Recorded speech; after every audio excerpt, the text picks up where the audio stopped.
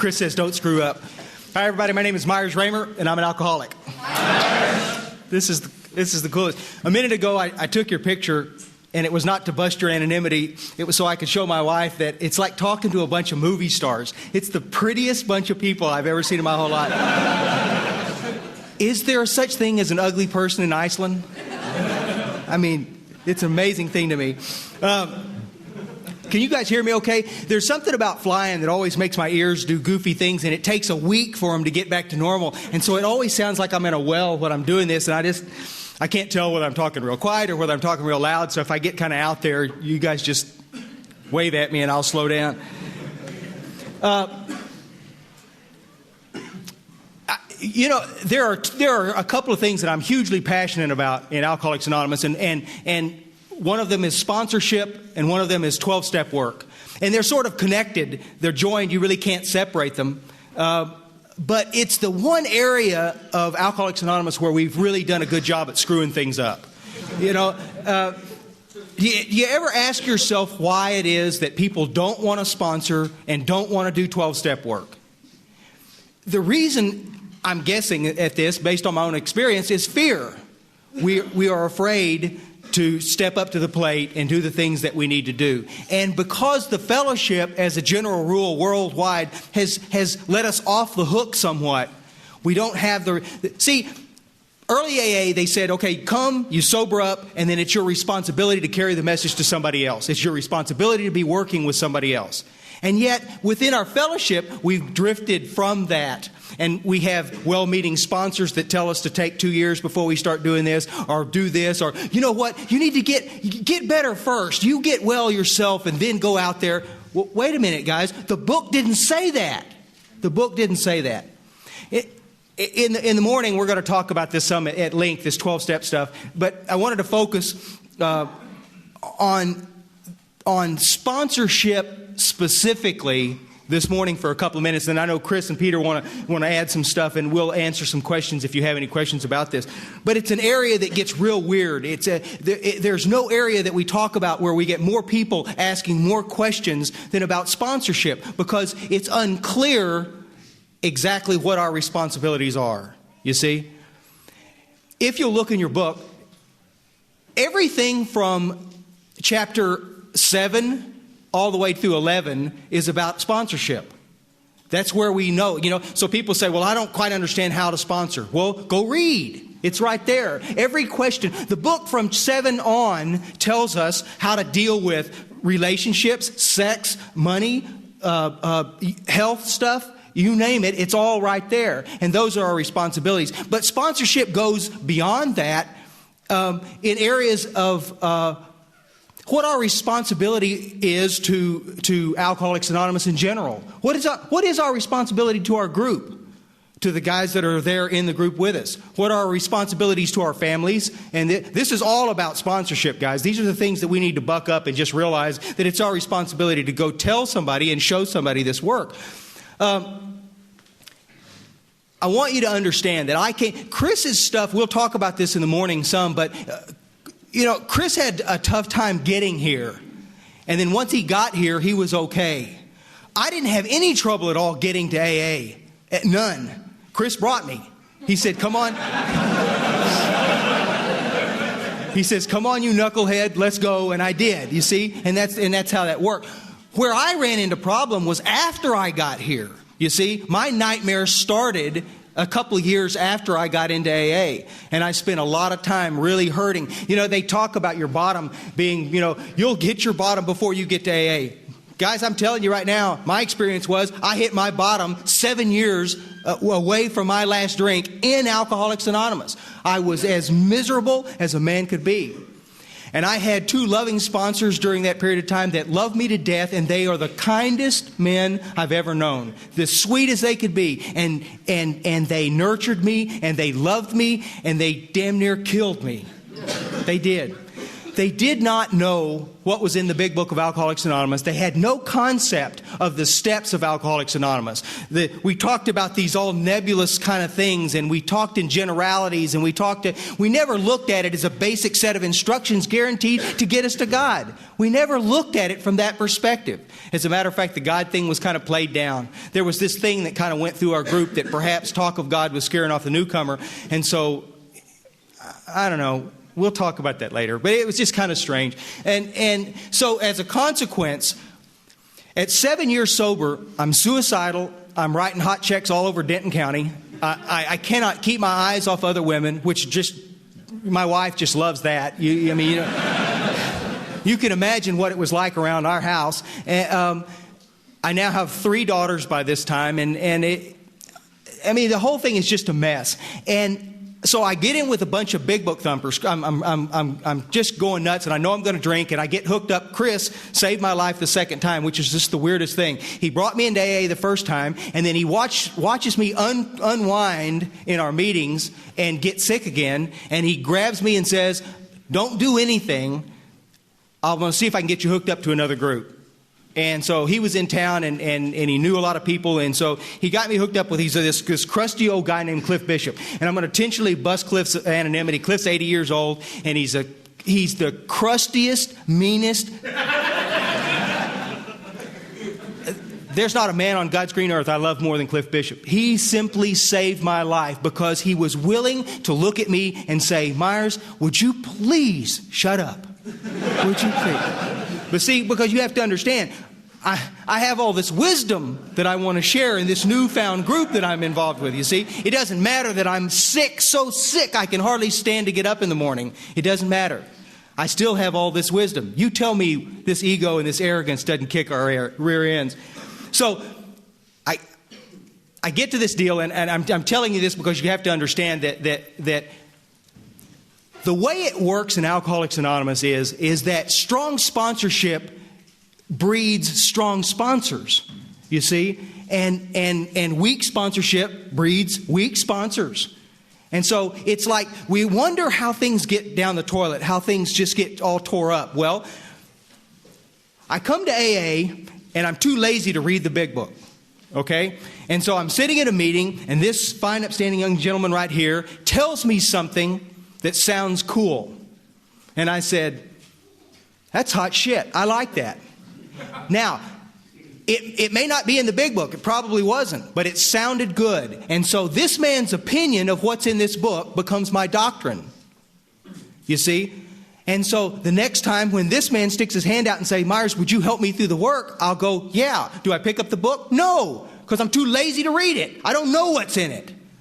What my default position is, I go straight to what this man said. I remember this guy said this cool thing in a meeting one time, and then I share what he said. Now, it may have the power to kill this man. It may have helped me at the time that I heard it, but it may kill this man, you see, because it was not our basic text. It was not our program. It was not AA. Well, so 7 years from my last drink and my last drug, I'm full to hear with that kind of information.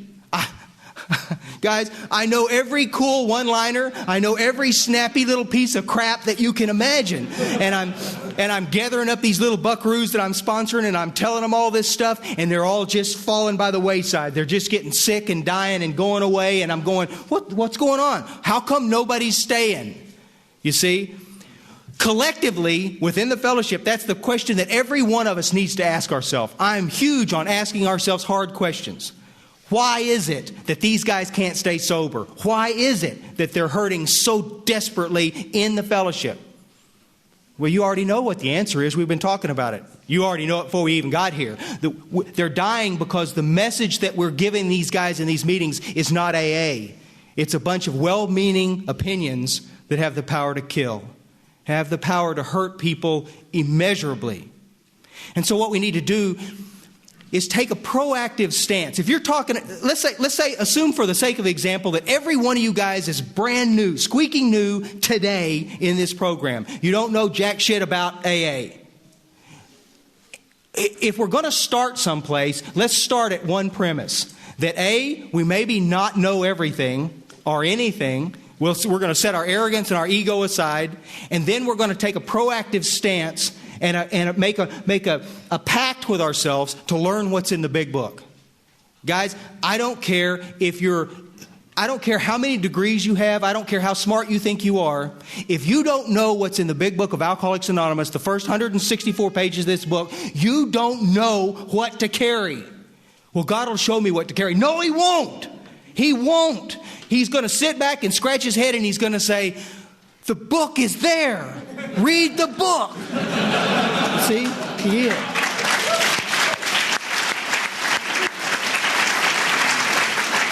I got to tell you, the first meeting that I went to at Primary Purpose Group, and we're going to talk about this some tomorrow because I want you guys to experience this stuff because it was so funny. Well, it wasn't funny. It was pathetic. It was actually pretty sad.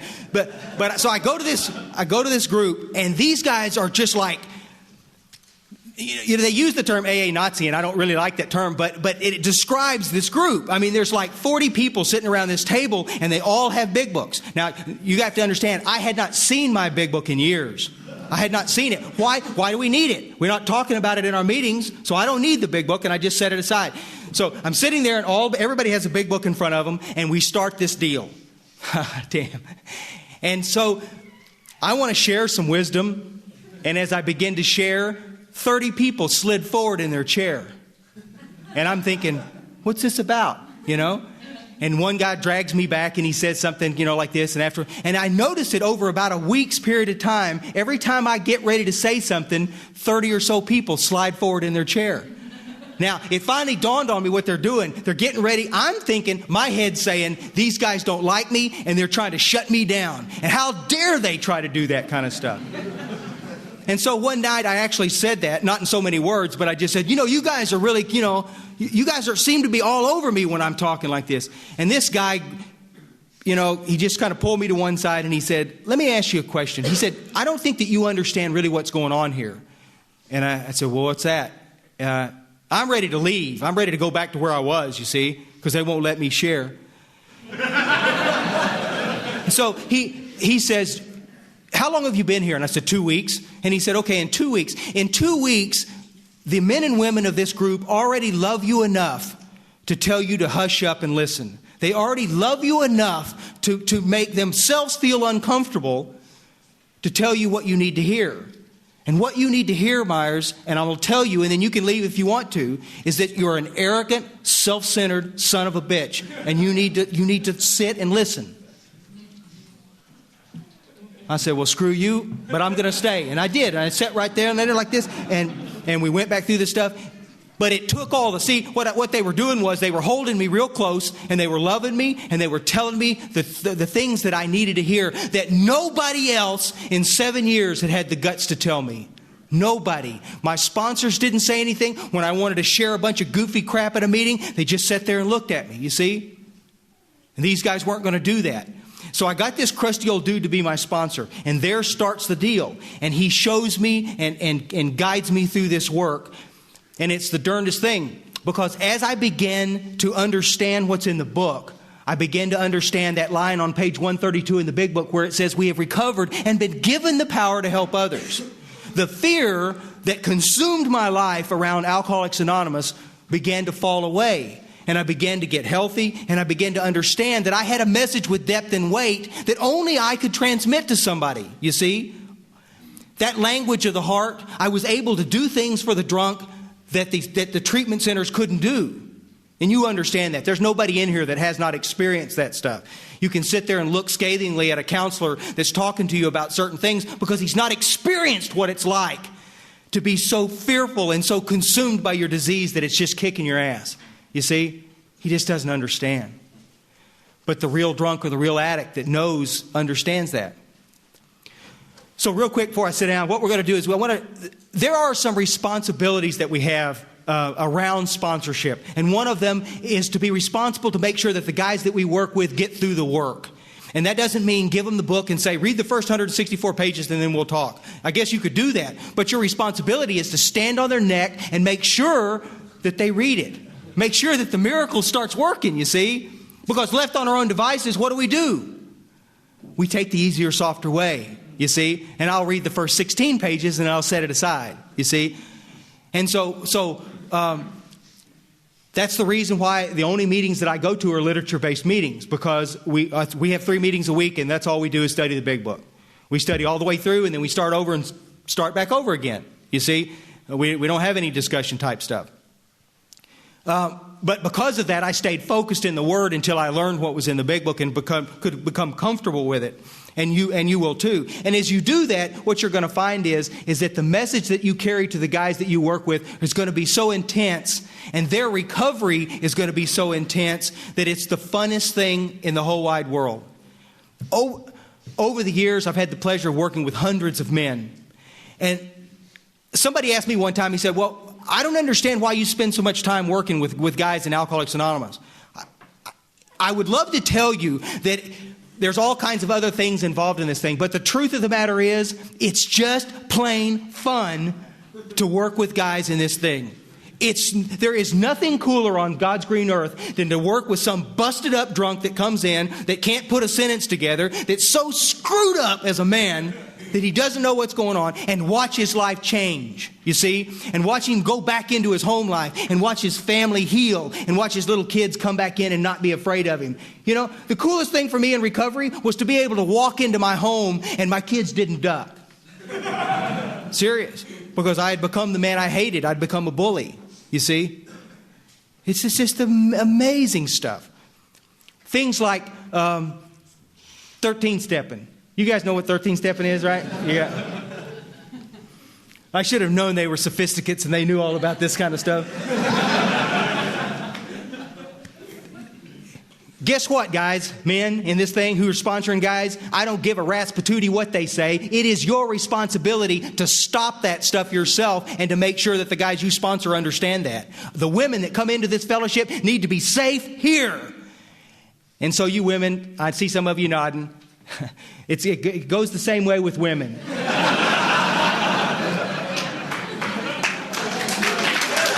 You know,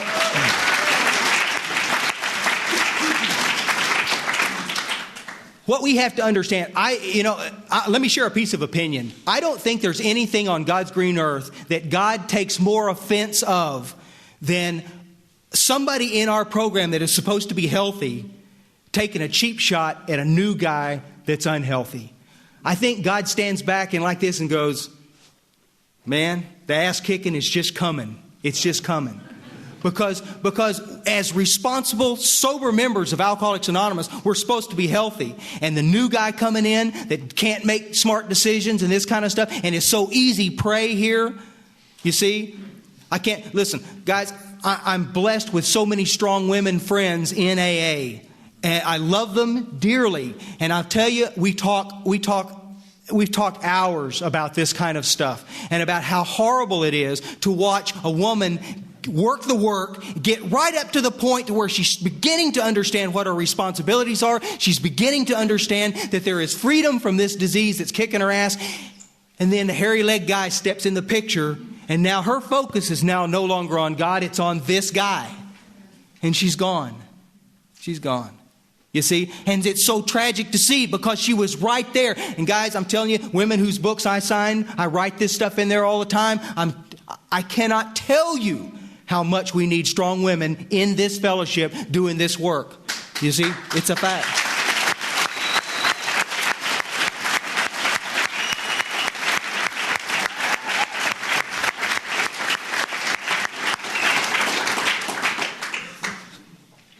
So with all the tact I can muster, if you're a young woman in this fellowship and some guy is hitting on you, you tell him to screw off. You understand? Tell him to leave you alone until you get healthy. And once you get healthy, the gloves are off. You guys can do whatever you want to do. You can screw like minks. I don't care. But until then, be kind to one another, be good to each other, and let's hold each other accountable and be with each other. I think that's all I want to do right now. You got some comments on deal, Peter? Thanks, guys.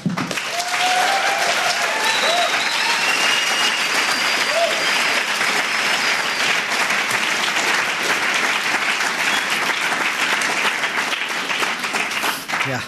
And they call me the evil twin. They get it all wrong, buddy. They get it all wrong. I just look evil. I'm not like this. It's hard. One of the cool things in Alcoholics Anonymous, the way the message kind of got skewed is that this is kind of a temporary deal. We come in here, we get well, and then we go out. You know, this line that we re-enter the mainstream of life, and everybody wants to take that as an excuse to leave the fellowship. And it's like, my question is, how come you can't do it all? You know, why can't you stay in AA and go to the gym and go back to church and, you know, do some cool, start some businesses and go back to school and do all the cool things? My life started 15 years ago when I got sober. We'll talk about that tonight. But gee, guys, what a cool thing this is, and to be able to sponsor some men and women in this fellowship. What Meyer started to say earlier and didn't pursue, and I'm sure he will tomorrow, one of the reasons that we don't want to sponsor, I mean, I hear it all the time. I said, you know, I'm sponsoring a guy, and I'm booked up. I got too much on my plate at the time. I said, well, listen, get one of the guys that I'm sponsoring to go work with this guy. He said, well, I'm afraid to sponsor, because it's like what Meyer said, because we don't know how. We're afraid. I'm afraid I will hurt him. See what I'm saying? But if you stay in the book and just take him through the steps and understand your primary purpose, you can't. How can you hurt him? You can't. If you're playing junior therapist, you can kill him. You dig? If you're playing doctor, well, I think you ought to quit taking those antidepressants. It's none of your business if he's taking antidepressants. You're not a doctor. Well, this is what I think you ought to do about that. You see, here's the biggest misconception about sponsorship in AA today. In all of our fellowships, in Cocaine Anonymous and our friends and brothers and sisters in Narcotics Anonymous, it's all the same. And this is that this belief that I have to fix the alcoholic. You with me? My job is not to fix the alcoholic. I can't fix him. I can't fix me. That's what the ABCs, and after read how it works, the ABCs, you know, that God could and would if he were sought. My job is to get you cats to God. Period. And then what you do with that is your business. But this bullshit that this is my baby, and I'm gonna fix what's wrong with him, buddy. That's not. Look, if I want to enter into this guy's life, I can do that. If I want to advise him on other areas, I can do that. But that is not our primary purpose. Can y'all get down with that? Dr. Bob, the co-founder of Alcoholics Anonymous, in his short life, it was about 15 years that he was sober before he passed away. He worked with conservatively 5,000 drunks. He sponsored 5,000 guys.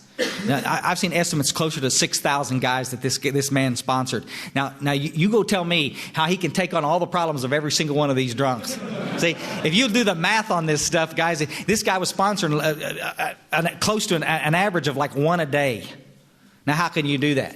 It's like they jam Myers because he sponsors 60 men. Your ego's in the way. You're sponsoring too many people. Listen, that's horse shit. That's absolute horse shit. You can sponsor as many as you've got time to sponsor. My job is to take them through the steps. How long is that going to take? If you're not mucking it up with a bunch of therapy and stuff, it doesn't take very long. The steps were designed to be worked rapidly, folks. The steps were designed to be worked through in a very short period of time, a few weeks. If you're taking longer than a few weeks to work the steps, you are spinning your wheels. Perhaps you don't understand the physical allergy, the mental obsession, and the spiritual malady. Perhaps you have a lurking notion in the back of your head that you're not even one of us. And we need to talk about that. But if I've qualified you and I've got you to a place where you're convinced that you're an alcoholic, why in the living daylights would I want you to take longer than a few weeks to work these steps? What a cool deal to be in Iceland where most of your amends are right here. It's the truth. You know, some of us guys that travel around the goddamn country, you know, it takes some time to make some of these amends. You got to do a lot. I mean, right here, you know, in a couple of days, you can ring up some people, write some letters, you know, sit down, and you can make some face-to-faces with not. The people that are not working the steps, folks, either they don't know that they're supposed to be working the steps rapidly, or they're stalling for time. They're trying to get out. See, and if I'm a sponsor, it's just like Meyer said, I'm going to stand on your neck and find out. You said you were willing to go to any length? Show me.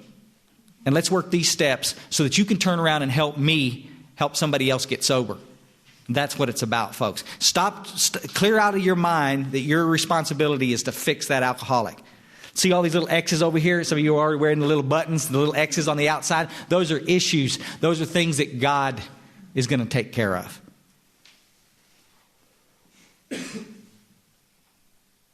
I wish you could take that to heart. Transmit the information that you have out of the book, and you can absolutely not go wrong. Thanks.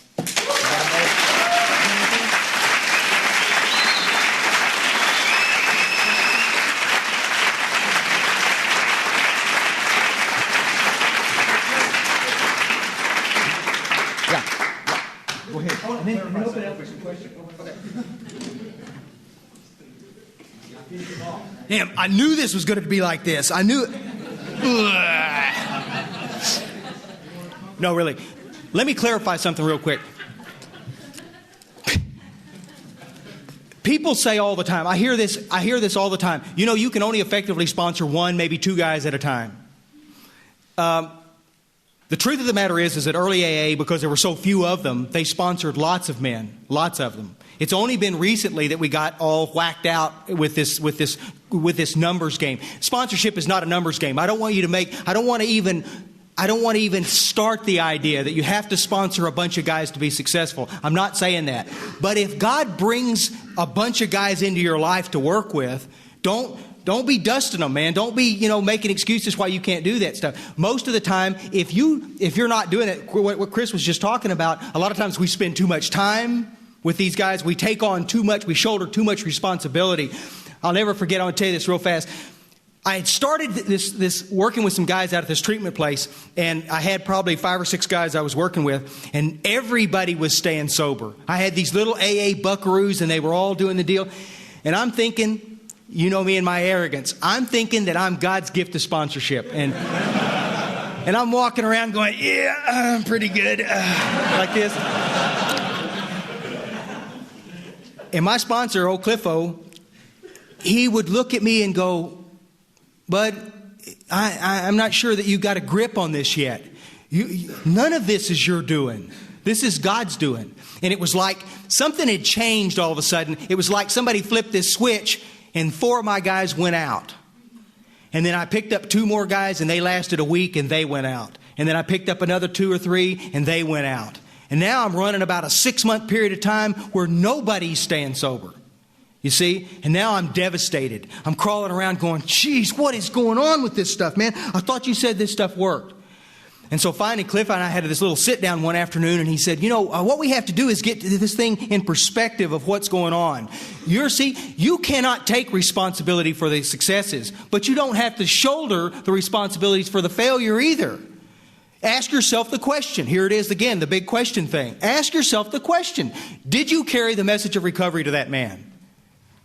Yes, sir. Did you work him through the work? Yes, sir. Okay. That's it. That's all you can do. You can't do anything more.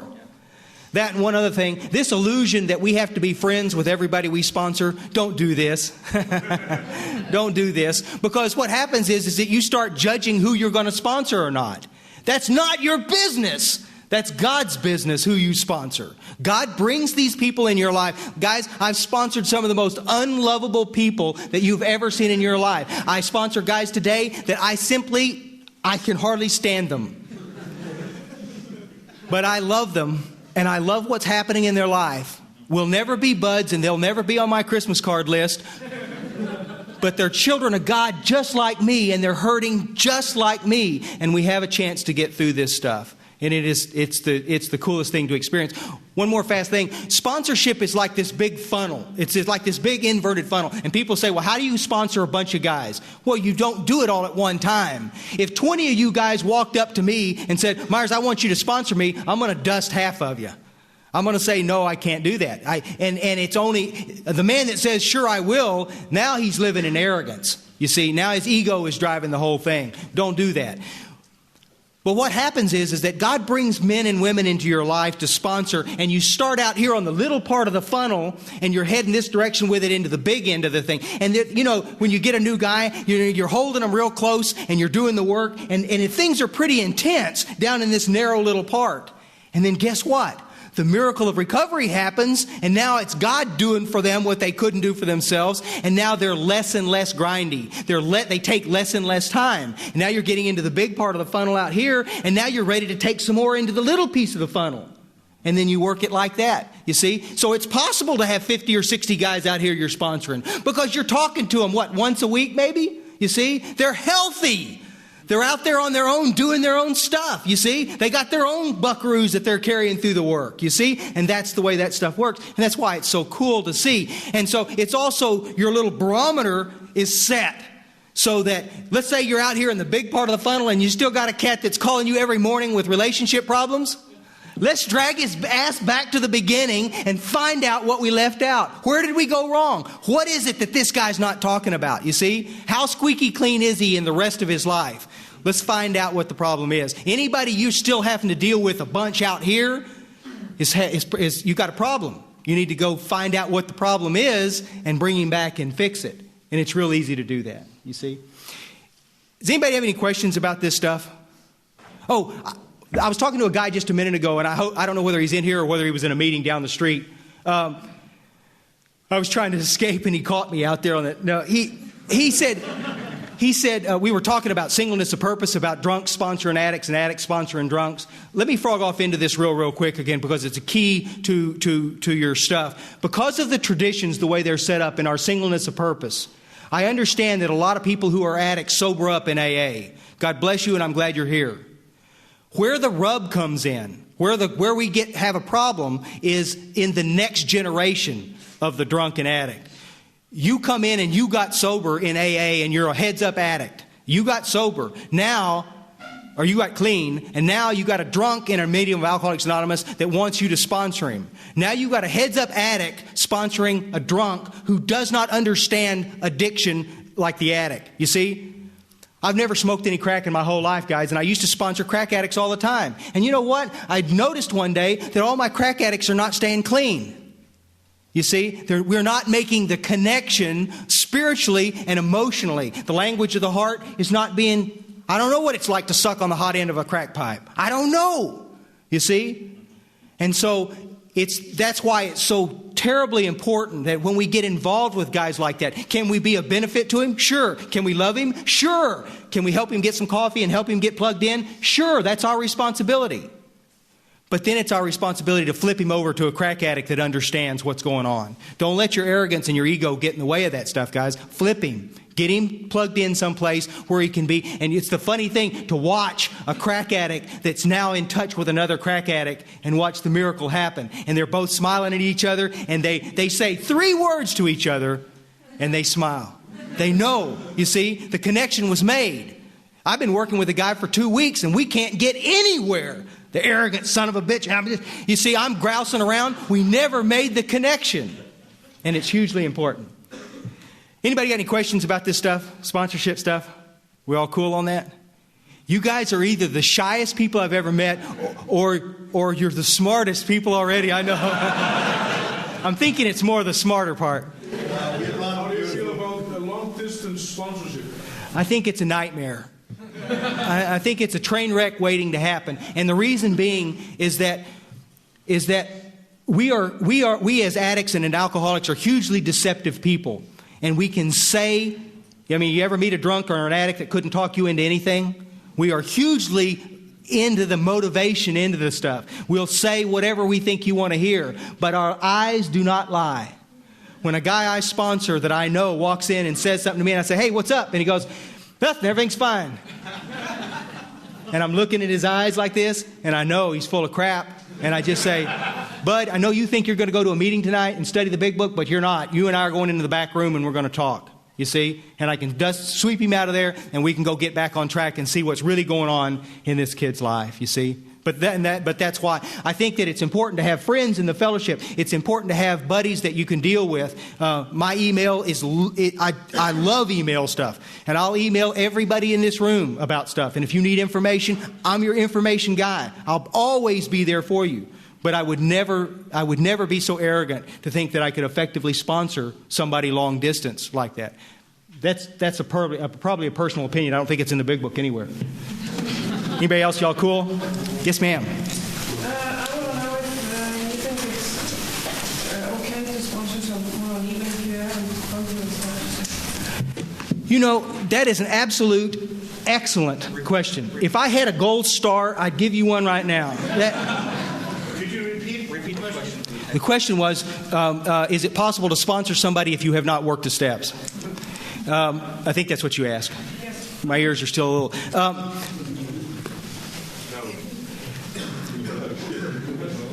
No is a good answer. No is a good answer. But let me say I want to say that as a qualified no. Because what we do is that it's arrogant on our part to think that God will. Sometimes God puts people in our life that we need to work with quickly in recovery, and it doesn't mean I got guys that I work with that have been sober for 2 weeks. We're halfway through the work. We're getting ready to do their stuff. They're already starting to experience this spiritual awakening in their life. They're already starting to do. Now we go to a treatment place because my guys, after a week, they're with me at a treatment place 3 times a week. We're out there doing this stuff. We'll talk about that some in the morning and 12-step stuff. But can they sponsor guys in those treatment places? No. But they can show them what happened in their experience already in 2 weeks. It's the most powerful thing that we can possibly do. It's been 2 weeks since I had a drink or took a drug. And I'm here in this treatment center to tell you that there is hope, that this stuff works, that it is not crap. It's not just empty rhetoric. You see? That's where it's so hugely effective that we do that. That's where our recovery is boosted and we get so much good from that. And so my fear is that you will use it as an excuse to never get involved in sponsorship. And I've seen thousands and thousands of men over the years do that, just that. Well, we're a year into the deal and this cat's still not worked his work. Well, I can't sponsor anybody because I haven't worked my work. Well, why? Why? Go work the work. You see, come with us and do this stuff. But don't shirk your responsibility. That's the service part of this deal. Somebody walks into your group and they're lost and they're kind of looking around. You know the feeling. You were there once. And they don't know where the crapper is and they don't know where the coffee is and they don't know where anything. Show them. Help them. Don't just point. Go get them. Put your arm around them. Tell them that they're welcome here. That's what. But yeah, that'll. Yes, ma'am. Yes, do you think women should sponsor women and men sponsor men, or men sponsor women? I love that question. We talked about this stuff last night. And Chris will probably have some comments on this stuff like that. Let me tell you from my experience. I tried sponsoring women, and I find it a huge distraction. And I also, I do. But the grindy part of this stuff, it's not that I don't believe that I could effectively carry a message to a woman. I think that I could. But the grindy part about it is that I have a wife at home that I truly adore. And to put her in a position of having to be there while I work so intimately with a woman, because if we're working together, we're going to have to talk about stuff. And I'm going to have to talk about that guy you touched and that, we're going to have to talk about this thing. And when you call me in the middle of the night because some hairy-legged guy broke your heart again, and I'm talking to you for an hour on the phone, and my wife is laying there listening to this whole you understand what I'm saying? It's not fair to her to do that and to get into that kind of a situation, you see? But that would be my biggest concern about that kind of stuff. Cliff Bishop, this old dude that I'm talking to, he sponsors lots of women and is effective at doing that kind of stuff. But I couldn't, and I think you have to be. Do what? He's 80 years old. He's 80 years old, and yes. Enough said on that. Chris, did you...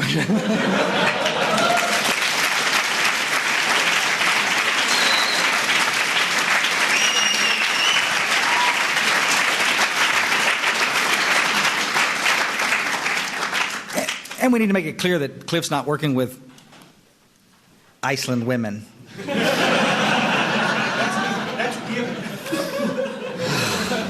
Jeez, unbelievable. Y'all do yourself a disservice. You should travel more, and you can see how what Meyer said earlier. Y'all really are an attractive race over here. This is absolutely phenomenal. I get little blinders on, I can see. Real quick, some of the questions that were one of my big problems with sponsoring somebody of the opposite sex is not. I mean, everybody wants to go with it. Well, it could get out of hand and it could cause problems, and I'm down with it. Here's my biggest concern with it. If I sponsor a woman in this room right here, and I sponsor a woman, what I'm doing is I'm taking away one woman that another woman could sponsor. And we have areas of the country where all the hairy-legged guys are, because there's a couple of gurus in a group, they're doing all the sponsoring. And the women that desperately need to learn how to sponsor in order for them to stay sober are not getting the chance. You see, you don't learn something by reading a book. You learn something by doing it. I don't care if it's working a computer or smoking a cigar. Peter got me addicted to tobacco again last summer, and I want to thank him publicly from the podium. From the podium for doing that. But we puff on cigars. But the first time he handed me a cigar, I said, well, what are you supposed to do? I can't get any air out of this son of a bitch. He says, you got to bite the tip off. You got to bite. He showed me how, and I smoked my first cigar again. And it's like we were off to the races, and so it's been good ever since. I love traveling with Peter. He always brings the expensive cigars. So I know. We smoke Swisher Sweets in the States. You learn by experience, folks. And if you want to know how to sponsor somebody, you sponsor somebody. I mean, that's how you do it. And I reiterate what Meyer said and get off this podium. When I'm sitting in a room and somebody comes up and asks me to sponsor, the first thing I need to do is get my arrogance out of the way and my ego out of the way and understand that God had to play a part in this. And if you're new, you're 2 weeks in this fellowship, and some little lady comes up and taps you on the shoulder, some girl, or you're a guy and you're 2 weeks and some guy taps you and says, I'm really identified with what you said at that little meeting last night, and I really need somebody to take me through the work. The next thing coming out of your mouth better be yes. Because I want to tell you something. If you want to know something that'll push you through these steps fast, let some newcomer be on your ass trying to get through the work. You'll follow us? It will force you to finish that fifth step. It will force you to finish making your amends so that you can continue to sponsor that person. I think it's the height of arrogance to dust somebody that had the courage to come up to you and ask you to sponsor. There must have been a reason. He must have seen something in you that he wanted. You got the same power that anybody else has. So what you need to do is just say next. You say yes, absolutely, and then you go work your ass off and try to stay ahead of the guy. That's what you do. And the next one you'll be ready for. I mean, that's what it is. See, this idea that some of us are going to be sponsors and some of us are not is bullshit. Because the book says point blank, if you're not working with others, you're not going to stay sober. Period. And somebody in the first couple of weeks comes up and gives you the opportunity to work with them, buddy, they just did you the best favor in the world. Say yes, absolutely. Any other questions? What you got? Yeah, I was wondering about sponsorship. When's the right time? After the 9 steps? No regardless of sobriety date? No regardless of the sobriety date, guys. The question was, when's the right time to sponsor? In the States, we have this terrible problem. I don't know if they do it here, but in the States, we have this terrible problem. Most groups, it's like you can't chair a meeting until you're 6 months sober. You can't sponsor somebody until you've been sober a year. And it's like, this is it's crap. I mean, it's just, I don't know. That's not in the book. Bill Wilson was 6 months sober when he went and found Dr. Bob, and I mean, it's like if we'd have waited that long to get sober, this room would be empty because we'd all be drunk. I mean, we'd all be out there we don't have time to wait for you to get ready, quote unquote, to go sponsor. You'll never be ready, guys. It's like having sex. It's like there come a time that all the bullshit's got to stop, and it's like it's crunch time now, buddy. It's like, and it's like, I don't care how many books you've read. I don't care how many dirty pictures you've looked at. Whatever, it's like, you're never quite ready for it. But there comes a time you just got to say, okay, buddy, here we go. And it's like, I hope you're ready. And it's like, and you just do it. And sometimes, we could laugh about it, and it's awkward the first time. Sometimes you make a fool of yourself, and sometimes you don't do it right. But pretty soon you get the hang of it. See?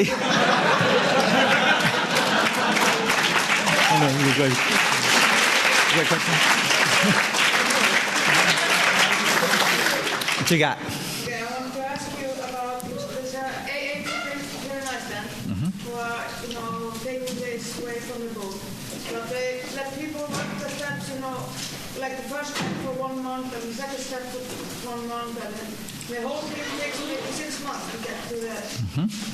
Is that, what do you think of that? I think it's not a good idea.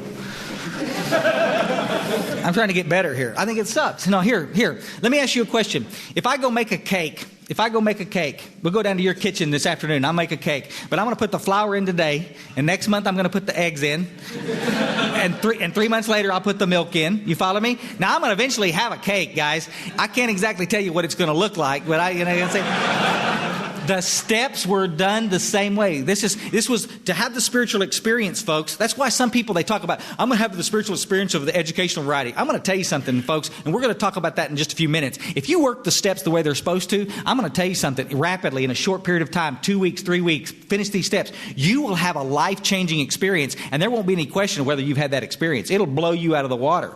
My experience that sponsors that tell people to take their time to work the steps, like we're going to work one step a year, they're dusting you. The truth is, they just don't want to screw with you. They don't have time to mess with you. You might want to consider getting somebody else. That's the easier way to work with somebody, is to get them through quick. This dragging it out. Where were we at? It's like you forget. How can you participate that way? Rapidly. I don't think you can work the steps. Why is it? Let me ask you a question, guys. There's a line in the book that says it and how it works. It talks about, we beg of you to be fearless and thorough from the very start. Why does that always have to translate, take your time to work the steps? It just says fearless and thorough from the very start. Let's give it 2 good weeks of your life. Let's get through these steps and let's see what the miracle takes place. This idea to drag it out. For what? So the obsession can stay with you, so you can eventually go drink and then just say AA doesn't work? I don't agree.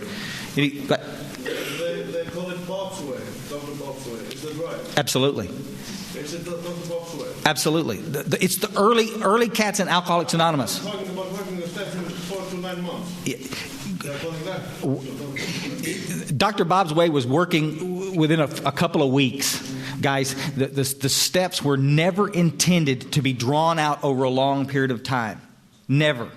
It was initially that's why we had such great success rate. You're dying, folks. The mental obsession is with you. The spiritual malady is driving you crazy. You're irritable, restless, discontent. The depression's on you. The fear's choking you to death. You hate yourself. You've got low self. I mean, you want to come apart. You with us? But I'm going to tell you, we're going to work these steps, and in about 6 months, you're going to get some relief. No, what we need to do is, we said it earlier, we need to get you to God, and we need to get you to God quick. That's what we need to do. Yes.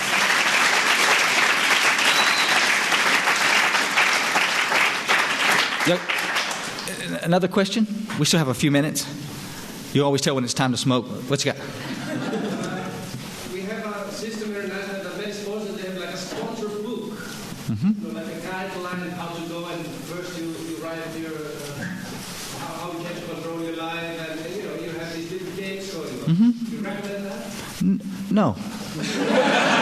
Next question. This is great. But this is one more time, and it may work for some people. I'm not saying it wouldn't work for some people. We do it in treatment. We'll drag this out forever. We make a consequence list, and we do all this stuff, and you may benefit from all of this.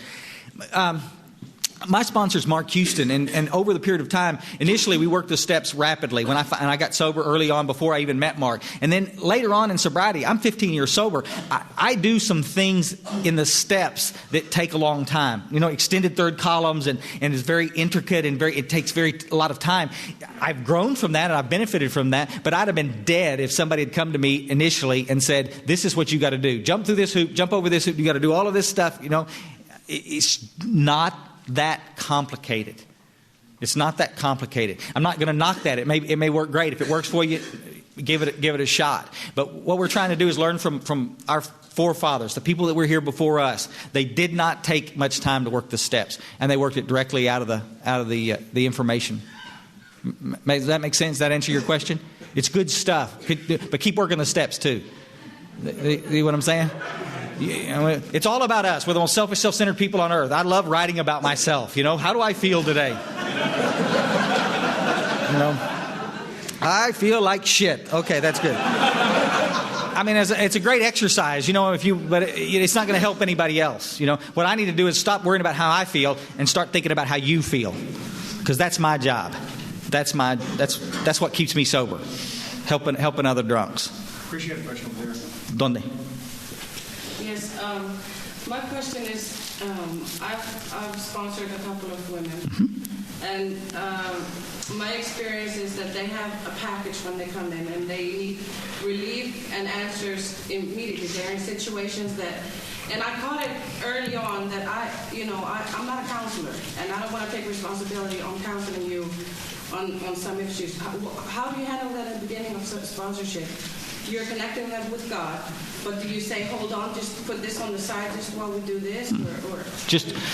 It's a great question. Did y'all hear the question? Yeah. You know, because we all come to this. A lot of us, this comes as a newsflash to some of you, we come to this fellowship with a lot of baggage. You know, it's stuff we got a disease that's killing us, and that's what we're here to do, is to treat that disease. But we also have some childhood of origin issues. We also have some marital problems. We have some...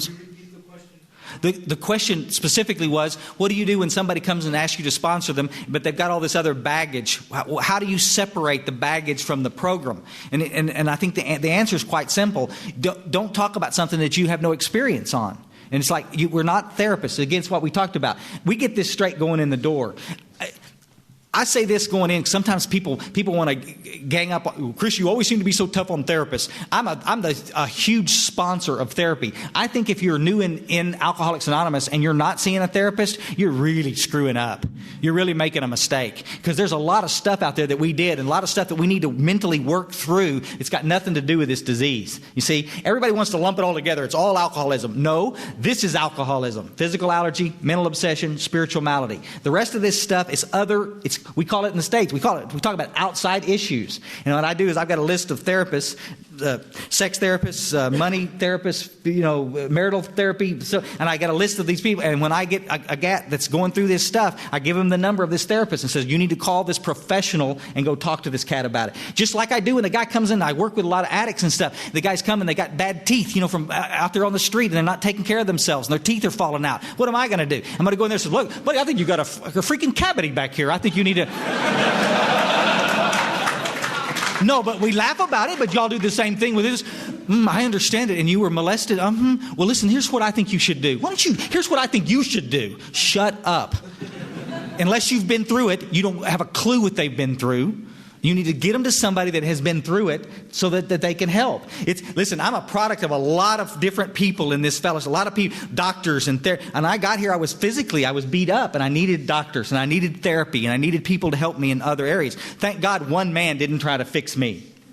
Makes sense? It makes it so much simpler for us. Let's do what we do best. Who can talk? Who knows an alcoholic like another alcoholic? Myers was just talking about who knows another heroin addict like another heroin addict. Nobody. We do one thing. Guys, we have lived through this so that we could accomplish one thing. So we could turn around and share that experience with somebody else. What? We don't need to make up stuff to help people with. Make sense? Dust them. Help them get someplace else with that business. And then you focus on what we need to focus on, which is the spiritual experience. Because you know how to show them how to have a spiritual experience. That you know how to do. Let's make sure that gets done. Who else? Anybody? I want to ask you something else. It's like when you get a counselor and in AA, you want him to take you through the steps, and he tells you to, read like the Love Addiction book and all that, the other sides, addicts. That's not AA one. The question is a good one. I assume we're talking about early on in sponsorship. When you come in and you got a sponsor that wants you to read a bunch of other literature that's not quote unquote AA approved. Makes sense? There's a lot of great books out there that we can all benefit from, and I think we all need to do that. I don't have my guys read anything but the big book. I'll say this from the podium. I don't have my guys read the 12 and 12. I don't have my guys read meditation books. I don't have my guys do anything but stick their beak in the first pages of the big book of Alcoholics Anonymous. I've got them right here, right now. While their attention is right here, I need to focus in on that. This is killing them. This is killing them. The rest of the stuff is a damn inconvenience in life, and we need to look at that. You follow us? But this right here is what's killing me. So, can you read that other stuff? Yeah. Right after you finish the steps. I think it's a great idea. Any other question? I'm wondering what you thought about sponsoring gay people, about straight people sponsoring gay people, or gay people sponsoring straight people. Is there any issues with that? Could care less. Here again, because it's an outside issue, and I think if the person that's there is making an issue out of it, we're off the page. It's no more bigger of an issue than somebody that's been molested, or somebody that's been to Vietnam, or somebody that's blind in one eye. I mean, I'm not making light of that. It says, but that is not why I'm a drink. If you're drinking because you're gay, then you're not one of us. You're not an alcoholic, and I don't have anything to share with you. If you're suffering from the disease, I have something to share with you. You want to talk about problems with being gay? Let's find some gay people to talk to. You follow us? It's got nothing. I don't care if you molest little animals. Let's talk about this. Anything to stay warm in this damn place, I tell you that. Yes, sir. I'm not Don. My name is Paul. Hey, Paul. My second sponsor came to me and said, I want to be your sponsor. I said, okay. Then he said, start meditating while you do the steps. Because you'll approach them differently if you're meditating while. You should start doing the 11 step right from the start, not wait until you've gone through. Do it right away. Start learning it. I think it made me approach the step differently. I think it made me have a spiritual experience. It's totally changed everything. Great question. Did you hear it? Should you practice the 11 steps? Should you practice meditation while you work the steps, or should you wait till the 11th step to start practicing? The book's pretty clear. It talks about it. Let's get started with it. I wouldn't begin to start working with somebody until we begin to start practicing the disciplines of 10, 11, and 12. I mean, that's what that's about. I know we work them in order, but guys, our purpose is to get you connected to God, and it's in the stillness that God's going to talk to you. So let's start practicing now, getting quiet. I think that was excellent advice from that sponsor. I think that was excellent advice. Would you agree? Any other? I'm sure. Absolutely. Meditation is one single things that you can do to affect your program. If you're in a doldrum in your program and everything has gotten flat, let's look at your meditating life. Because it'll be completely different if you'll start the disciplines of meditation every morning, guys. Every morning or every night, whenever you do it. But once a day at least, get quiet so that you can hear God's voice. Because that's when you hear it. When you're quiet, not when you're talking. Any other question, guys? The smokers are lining up. You got it? That's good stuff. We'll be back in an hour. We'll be back. We'll be in a minute. We'll be back.